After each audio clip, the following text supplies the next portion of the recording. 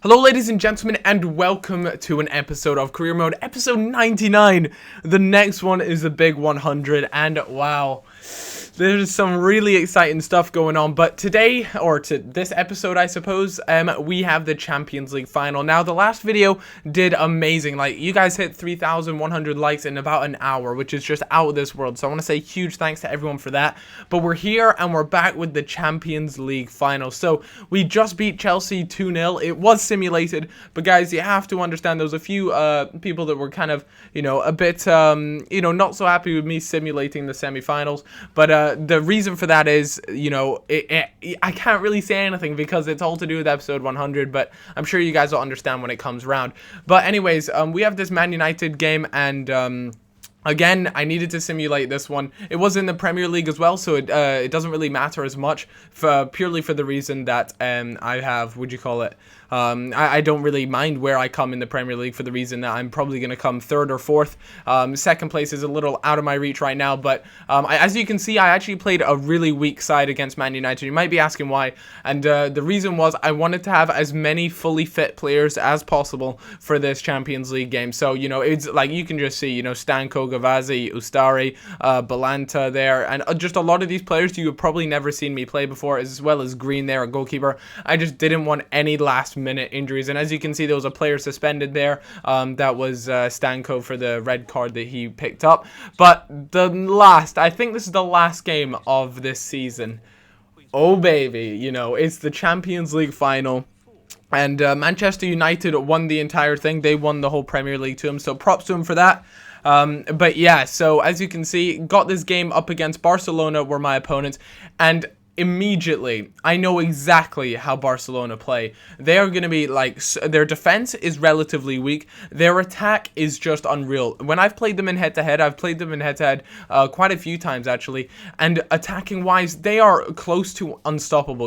They're small passing. Every single player has such a small turning circle that they can just literally twist your defender around and make you look like a complete fool, and have so much space in front of them so they can run on and shoot and things like that. So immediately I went for this disgusting formation. Now admittedly, I don't tend to play this formation much at all, but I felt as though if there's one time I need to play a 5 at the back formation, it's against Barcelona, because I know I need to have as many players back, but at the same time I need to be able to counter-attack well, because if I'm going to score, I know the one weakness Barcelona have is their defense. I feel as though with the strikers and midfielders that I have, the quality they have, they should be able to break down that Barcelona defense pretty well. But my biggest weakness was my defending, and the only way for me to counter that would have to be by putting 5 at the back. So as you can see, I went with this 5-2-1-2 formation, and you'll just I didn't speed up any of this because it was actually a big part of this game that I played, and I was really hoping it would work. So obviously I had to swap in back all the good players. I had Green starting for the last game just to make sure there weren't any injuries, because those of you who have followed me from the beginning of this season, or maybe even since I started this entire series, winning the Champions League has been a huge objective of mine, and one that I've always really wanted to complete, because winning this will kind of make up for a slightly sour season. Winning the Premier League would have just been amazing, and that didn't really happen. I mean, I came third place, and that's okay, and that's good, and QPR should be really happy with where I've taken them, but it isn't first place. So I just haven't done that well this season. And there's just quite a few things that I didn't win. I got knocked out the semi-finals of the Europa League, I think it was. And no, it wasn't the Europa League. What was it? The FA Cup it was. So I got knocked out in that.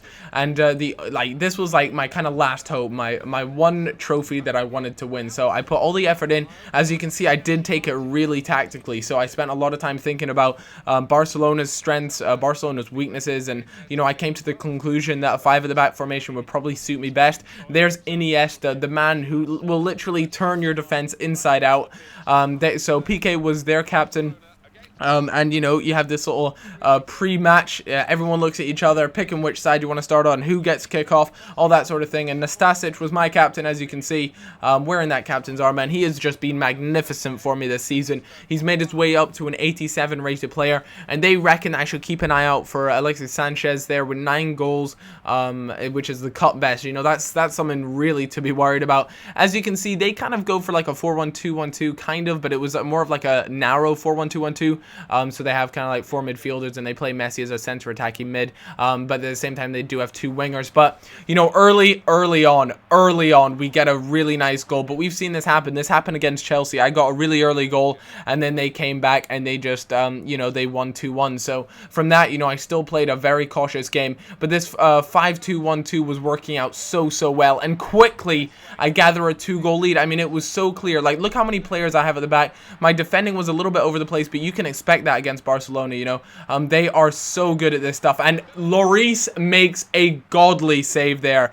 I mean, that is why he's 93 rated. That was just, that's cat-like reflexes there. Again, they're slightly poor defending. A poor tackle there leaves Neymar wide open, but unfortunately, it didn't count. And it was actually an offside there that was called by the officials. So, you know, things were getting really heated. They managed to sneak through, but it just squeezes past the post as Fabregas doesn't manage to get it back. And they were definitely all over me at this point. Some really poor defending there, actually, and that was really poor from them. I believe it was Piqué that tries to step in on Neymar, but those were the halftime results. As you can see, Barcelona playing the game that I really expected them to play, which was possession. I only had 38% possession, although I was 3-0 up. So this whole playing defensive but having that counter-attacking was really working out well for me. But, you know, in the second half, you don't know what's going to happen. And Messi there gets a header.